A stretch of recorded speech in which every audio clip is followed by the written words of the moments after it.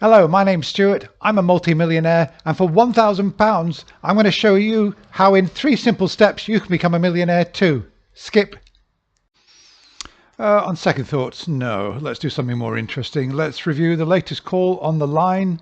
So, 2 days ago, 17th of January 2024, Matt had a real, genuine philosopher in the chair, and I thought it was really good.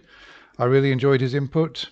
And I was only disappointed that all these theists with their modal logic arguments and cosmological arguments, etc., just didn't call in. They weren't there. They were absent on the one day that a real philosopher is actually there to talk to them about modal logic. They just did not show. It was very disappointing. It was all atheists except for Paul. Paul called in because he wanted to talk about the Bible and how some of it he takes literally and other parts of it, like the Psalms, for example, he takes metaphorically, and he wanted to talk at length about that. Why he thought that might be interesting, I've got no idea. And he seemed to be a bit disappointed, but eventually Matt steered him on to why he actually believes. And now he's going to give his reasons why he believes. So let's have a listen, because that's the really interesting thing that I always want to listen to. So let's go. And I don't disagree with that. But this is what I'm saying is that, and I don't expect you to necessarily convert to my position, right? But I just called into you to explain my position. I basically come back to, and I know you have problems with this too, but essentially what I come back to is I believe the scripture, because of a large number of arguments, each of which I've seen you pull apart on the show, but I still agree with them. But isn't that amazing? He's actually seen Matt pull apart these arguments, and we all have. In the 20 years we've been watching these programs, we've seen every single argument pulled apart dozens and dozens of times. He has too, and yet he still believes in them. One of them is like the historical Jesus argument, and as the historical Jesus argument. There is some debate about whether Jesus existed at all. The historical evidence is so poor. All we've got is the Gospels and one or two references from actual historians like Tacitus and Josephus outside of the Gospels. So there's very, very little evidence that there's not. Of course, New Testament scholars and historians seem to broadly agree that Jesus did exist, but as for all the other claims, the specifics, that's what there's continual debate about. There's very little evidence for those. I understand what Jesus said in the scripture. He advocates for the Old Testament scriptures and a literal Adam and Eve. Yeah, well, if he's talking about the historical Jesus, how do we know that he advocated for anything at all? How do we know what he really advocated for? How can we be confident about that? Because the only evidence he's got is actually in the Gospels, and there really seems to be no corroboration at all for anything of what Jesus said. So if he's talking about the historical Jesus, I don't really see that he's got much of an argument there. If I believe that Jesus was a real human being, he literally predicted his death, died, and rose again, and he said that he was God. I believe that he was God, and then God said that all the scriptures are true. I have to believe that all. Yeah, well, he's begging the question because it says if he believes that, if, and it's all a question of if.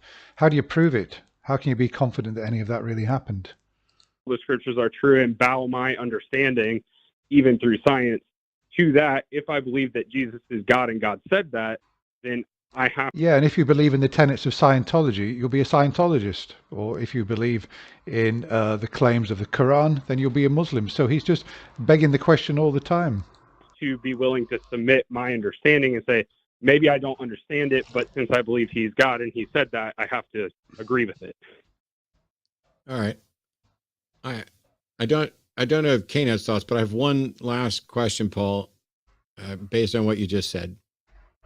And that is, if somebody came up to you and said, I have a belief about the world that is based on a book where I'm convinced the person in the book is actually God, and that means I have to accept everything else in the book, even though there isn't sufficient evidence to believe any of the individual claims, and there's strong evidence in opposition to those claims, and yet what they were describing was something other than Jesus, what would you say to them? Well, I would understand where they're coming from. Of course, I disagree because I believe that Jesus is God. So I would probably start there and say, why do you believe your character is God? I'll tell you why I believe my character is God. Let's finish the God issue first, and then we can go to the other claims. I think we get way too hung up on things like Genesis when the first issue, which is what your shows are all about, the first issue is God. And then we look at the claims of God after we think about God. So that's kind of Yeah, okay. So first we need to prove the existence of a God, say a monotheistic God, and then we try to decide whose religion is correct. where I'm coming from. So to answer your question directly, what I would say to them is, let's figure out if the guy in your book is God, or if the guy in my book is God. How do you Yeah, but what about the question of whether there's a God at all? do that? Yep, that's what you've been doing for 20 years. So I don't think I'm going to convince you of anything in 2 minutes that you haven't been convinced of in 20 years. Yeah, here's the thing, Paul. Here's the thing, Paul, and I appreciate this. First of all, nobody put a 2-minute time limit on it. And yeah, I've been sitting here for 20 years. Why is it that you think, from your perspective, and there's no wrong answer here, and I'm not going to throw a fucking fit. Are you convinced that I'm willing to believe in a God and that Jesus is God if there's sufficient evidence? Or do you think I'm somehow opposed where nothing could convince me? No, I think that you believe, this is my understanding after watching your shows for some time. I think that you believe that if there were evidence that met your minimum criteria for sufficient evidence, that you would believe that. Okay. But why is it the case? Yeah, I got the answer to that one. This I just need to get this follow up, which is, yep. So you acknowledge for 20 years I've been sitting here asking the same question, which is, how do we tell if the guy in your book is God? And your answer seems to be, well, I've seen you keep asking that question and nobody's convincing, and I don't think I'm going to be convincing. I genuinely don't understand how someone can say, I believe this. I'm going to identify with this particular religion, and I'm going to hold these beliefs, which are important and significant, and say, when asked, how do you know they're true? Just throw up my hands and be like, well, I can't convince you. What convinces you? Why is it that your standards for someone claiming to be God and whether or not they are God are different from mine? Are my standards broken or are yours broken? Is one of them better at all? Is there a way to tell? Yeah, I mean, I would say that you probably hold a more strict standard. So I can tell you the main reasons why I believe. One of them, as I already mentioned, would be I feel like the evidence for a historical Jesus, and as was already mentioned in the show, the empty tomb argument and the rise of the... Well, okay, so the historical Jesus, we can forget about that. There's so little historical corroboration of anything, let alone the big supernatural claims. So that's a weak one. The empty tomb argument, it's a story in a book. We've got no confirmation that there was an empty tomb at all. And supposing there was an empty tomb, so what? Somebody may have stolen the body. Church in early times, and the willingness for martyrdom. Well, willingness for martyrdom, that one's been debunked hundreds of times. Most of the stories of martyrdom come from the later church fathers. I actually looked into this. I did a video on it.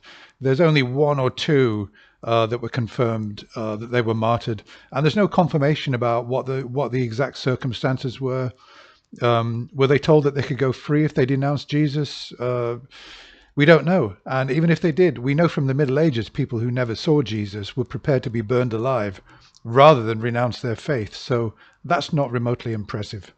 The relative reliability of Scripture compared to other ancient documents that we have. Personal. Well, relative reliability, he's saying that somehow the scriptures are more reliable than other documents in antiquity. It may well be that if he's talking about relative reliability, he may be admitting that, well, they're not very reliable, but there are other documents in antiquity which are even less reliable, and he's claiming that maybe we accept certain facts. One of them is I often get from theists is, why do you believe that Caesar existed?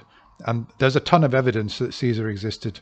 We've got his writings, we've got people who wrote about him, etc., etc. So it's not remotely comparable. This is another one which is just not strong at all. Personal experience. Personal experience. This is another one that Christians will often come to because it's something that you can't falsify, you can't contradict it. If somebody says they've got a personal experience and this convinces me that God exists, there's nothing I can say about it. I didn't have that experience. I don't know how I would interpret it if I did have that experience. So I don't think I could ever be convinced that it wasn't some kind of delusion if I did have such an experience. But again, I can't be sure because I've never had such an experience. So it's of no use to me. My own life,